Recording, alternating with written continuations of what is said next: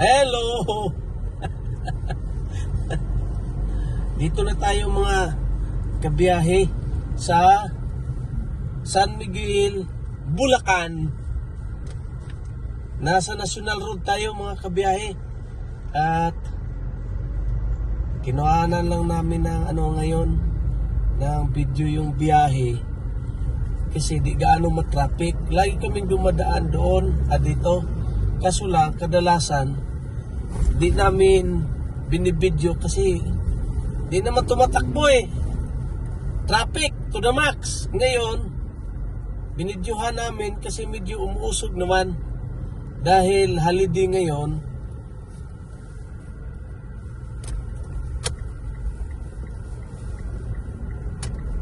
Medyo di gaano matraffic mga kabiyahe. Palampas na tayo ng San Miguel.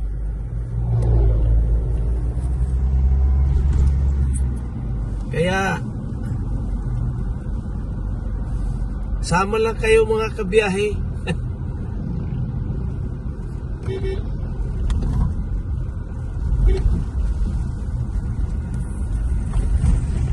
ko na alam kung anong eksaktong nito, pero nung nag-umpisa tayo doon, San Miguel pa yun. At ito ay San Miguel pa nga. San Miguel pa pala mga kabiyahe, nakita ko yung pangalan. Sakop pa ng San Miguel, Bulacan.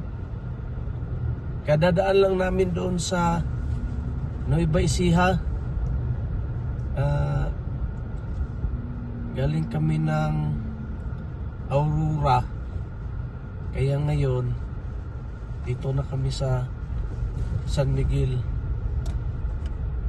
At ang oras natin mga kabiyahe, ito 2:04 PM. At pabalik na kami ng Alabang, Muntinlupa City. At medyo maganda naman ang panahon. Yung araw, matirik. Yung haring araw, kitang-kita.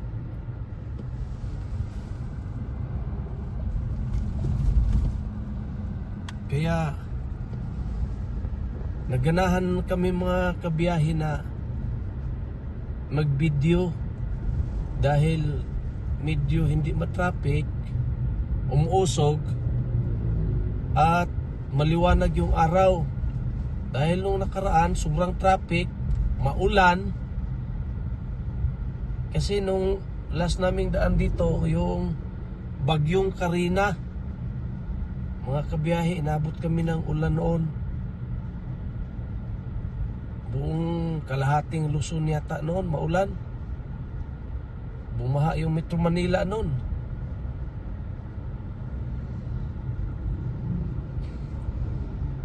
Kaya, ayun. Salamat mga kabiyahe sa panonood sa video. At kung pwede, hingi ako ng subscribe. Pindot na lang yung subscribe button at isama na rin yung bell icon. Kasi kung gusto ninyo yung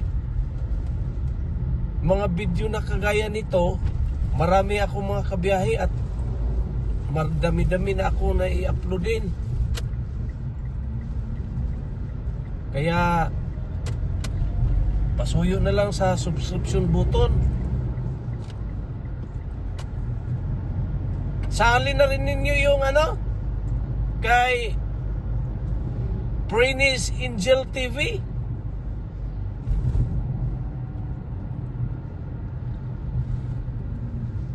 Ang kanyang mga video ay halo. May kain-kain, mayroong luto. Pero mahilig talaga siyang kumain. At mayroon din siyang biyahe, tapos may halong may halong mga patawa. Prainis Angel Marilyn Pingos TV.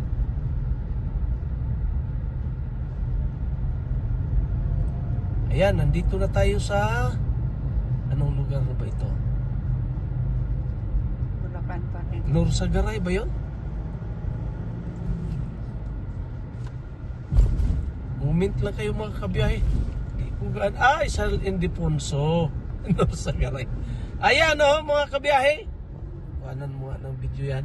San Ildefonso. Nakita? San Ildefonso na pala ito mga kabiyahe. Ang sunod is San Rafael.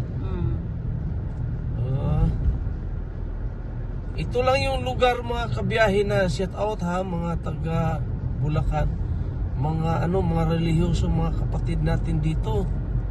Kasi sa pangalan pa lang malaman mo relihiyoso pangalan ng mga santo San Miguel, San Ildefonso, San Rafael, may ano pa ba, Santa Fe, San Leonardo, nandoon, nadaanan na natin yung San Leonardo.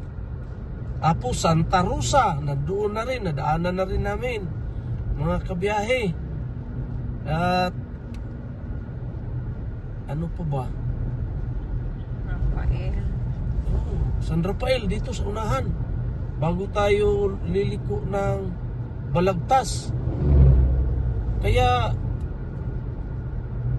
mga relihiyoso, mga kapatid natin dito, mga kabiyahe.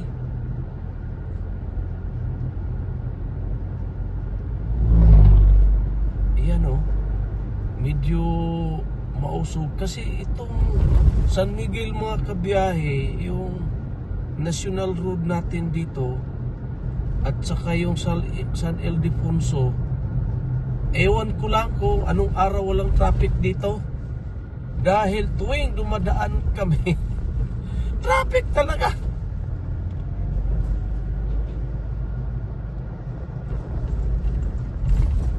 Alam niyo mga kabiyahe, anong ibig sabihin ng mga traffic na lugar? Asinsado. Kasi maraming mga negosyo. Pag maraming negosyo, maraming mga transport. Pag maraming transport, ayun, traffic.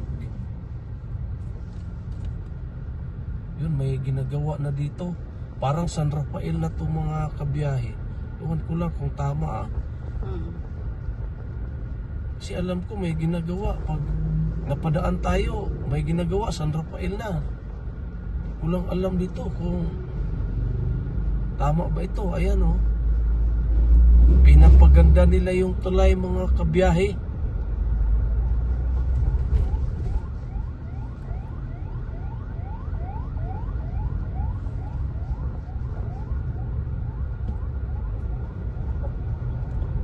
Yung papupasok, matraffic. Pati pala tayo, matraffic. Ayan Ay, hindi naman pala. Mayroon lang lumiko, kaya na-stack up tayo. Pag nakalampas yan, bibilis tayo mga kabiyahe. Ayan Ayan bilis na.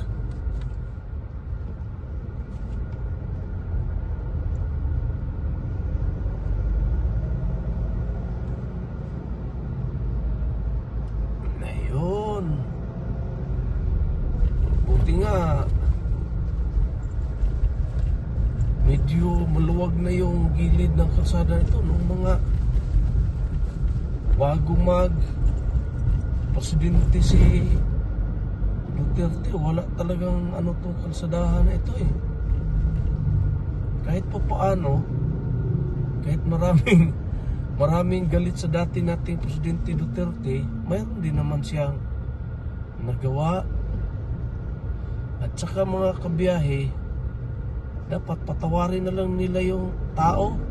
Lahat naman ng presidente yata di naman perfecto sila. Pareha lang din tayo sa atin yan, mga tao na kagawa din ng mali.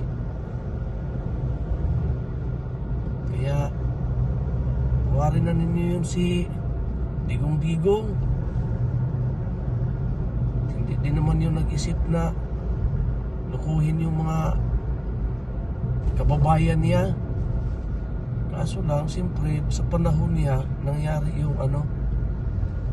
yung pandemic, kaya napipigilan yung mga dapat sana niyang gagawin pa. Nagpandemic nga, tingnan niyo, ang daming nagawa, kaya lumuwag yung mga kalsada kasama dito, itong lugar na to.